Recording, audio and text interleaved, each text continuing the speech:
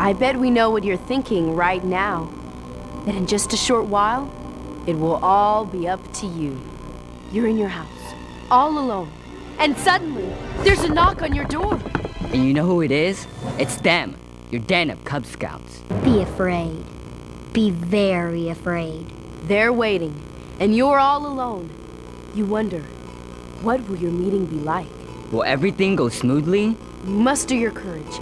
Swing open the door and ask, What did I get myself into? Relax. It'll be okay. In fact, it'll probably be great. You're not out there all alone. You have layer upon layer of support to help you. You're part of a nationwide organization. Let's take a look at the big picture. Talk about how it all works and what role you play in the organization. The most important thing you can remember is really pretty simple. Scouting begins with us, the young people. We're the very core of the structure. Think of it as the bullseye, the target point, and the real reason the Boy Scouts of America is here. In Scouts, I learn how to be obedient.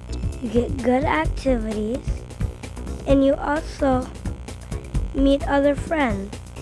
How to be honest, how to be respectful. A lot of the stuff the program has to offer, I can't get anywhere else. It's a great way to just expose kids to things that they might not have had a chance to really experience before. And how to do my homework. It doesn't really matter who you are as long as you like the kids and you're willing to help them out. You can be a leader and be a very successful one. The reason Scouting has been so successful for so many years is because of the adults who work with this core of young people. So the next layer is you, the adults, working within the most important organization in Scouting, the unit. Units are the places where the Scouting program happens. Your unit leaders develop and implement the programs all based on the principles and goals of Scouting. We have units called Cub Scout Packs, Boy Scout Troops, Varsity Teams, and Venturing Crews. But these units aren't just a bunch of adults and kids getting together. Each unit belongs to a chartered organization, like a church or other community organization. It's as if the Boy Scouts of America and the chartered organizations have a contract. The chartered organizations agree to supply the meeting place, approve the adult leadership, and set policies and guidelines the unit follows. The unit is responsible for reaching out to the young people in the community and making the programs happen. They renew this contract every year. So we've got the kids at the core, guided by the adult supervised units that put on the programs that are guided by the chartered organizations. Okay so far? Now you're ready for councils and districts. A council is a nonprofit corporation serving a specific geographic territory. Can you make that a little bit simpler? Okay. A council helps a lot of units deliver a good Scouting program. Unit commissioners, like me, help unit leaders answer their questions and make sure they're organized and serving young people. The council includes representatives of the chartered organizations with its own board of directors made up of key community leaders. Council set up smaller geographic subdivisions called districts. These are pretty much the operating arms of the council.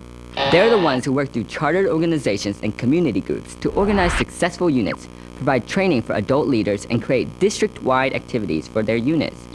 They're usually made up of a volunteer committee and at least one professional scouter. Their goal is providing all types of support to units and unit leaders so they in turn can, well, do a good job, have a successful unit, and give their young people the best Scouting experience possible. Well, you want to make it fun, but yet you still want to make it structured enough so that they're learning something or gaining something. You don't want to just leave it loosey-goosey so you've got chaos at your den meetings. A lot of it is for helping the boys to set goals, determine the skills that they need, develop leadership experience, and receive some sort of self-recognition. The entire Scouting program is worthwhile for any adult to get involved in. The effect that you can have with the young people that you work with is tremendous. Is that it? One more. Each council has the support of the National Council of the Boy Scouts of America. With millions of youth and adult members, National sets the program standards covering everything from advancement to safety. They're the people who produce the handbooks, the literature, and the magazines you'll use. They create the videos and suggest the program themes. Most of the ideas for these materials come from the field. Volunteers like you with a great idea or a really successful program. National is in charge of compiling this information to make sure the new Scouting volunteers have all the information they need, and to make sure we continue to pass on the tradition of Scouting for decades and decades to come. Don't worry, relax. Take it one step at a time.